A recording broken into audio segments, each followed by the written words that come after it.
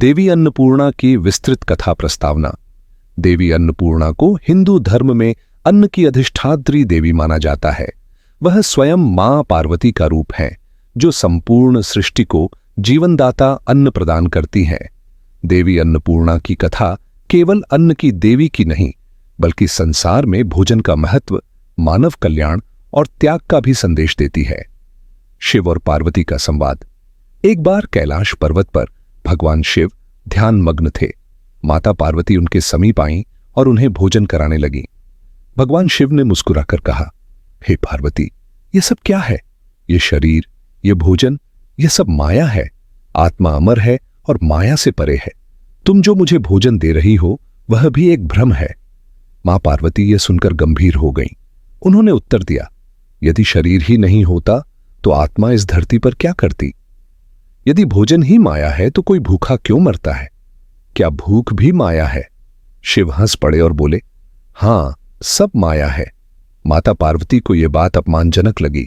उन्होंने सोचा कि यदि भोजन माया है तो संसार को इससे वंचित करके दिखाना चाहिए। मां पार्वती ने उसी क्षण से भोजन देना बंद कर दिया। संसार में संकट। जैसे ही देवी पार्वती ने अन्न देना बंद किया, संपूर्ण पृथ्वी पर संकट छा गया।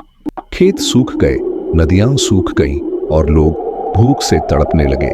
पशु पक्षी मरने लगे, ब्राह्मणों के यज्ञ रुक गए, साधु संतों की तपस्या बाधित होने लगी। चारों ओर अन्न का संकट उत्पन्न हो गया। देवता भी चिंतित हो उठे और भगवान विष्णु के पास पहुंचे।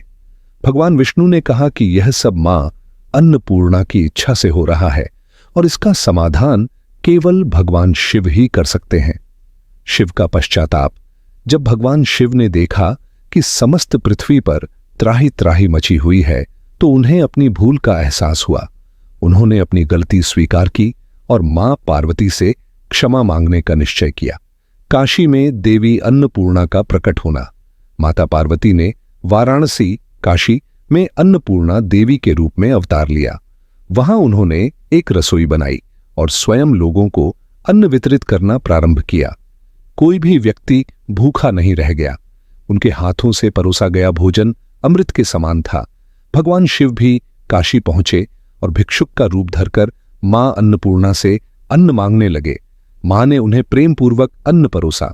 भगवान शिव ने हाथ जोड़कर कहा, हे देवी, आज मुझे यह समझ में आ गया कि अन्न ही ब्रह्म है और यह माया नहीं, पर ब्रह्म का ही एक स्वरूप है। आपने मुझे सच्चे ज्ञान का बोध कराया। देवी अन्नपूर्णा का आशीर्वाद।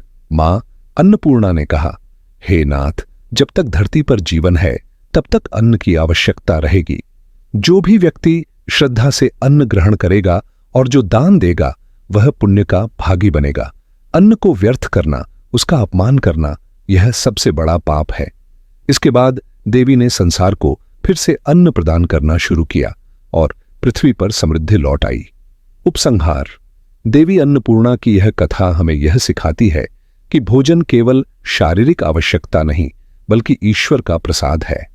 मां अन्नपूर्णा हमें त्याग, सेवा, करुणा और अन्न का महत्व सिखाती हैं। जो भी श्रद्धा से उनका स्मरण करता है, उसके घर में कभी अन्न का अभाव नहीं होता। अन्नपूर्णा देवी का प्रसिद्ध स्तोत्र। संक्षेप में, अन्नपूर्णे सदा पूर्णे शंकर प्राणवल्लभे ज्ञान वैराग्य सिद्ध्यर्थम भिक्षाओं देहि च पार्वती। अर्थ, हे अन्नपूर्णा, जो सदा पूर्णता देने वाली है, जो भगवान शंकर की प्राणवल्लभा है, मुझे ज्ञान और वैराग्य की सिद्धि के लिए भिक्षा दीजिए। इस कथा से सीख। इस कथा से यह संदेश मिलता है कि भोजन का महत्व अत्यधिक है और इसे कभी व्यर्थ नहीं करना चाहिए। अन्न ही जीवन का आधार है और अन्नपूर्णा देवी अन्न देने वाली मां हैं। हमें भोजन को आदरपूर्वक ग्रहण करना चाहिए और भूखे को अन्न दान देना चाहिए।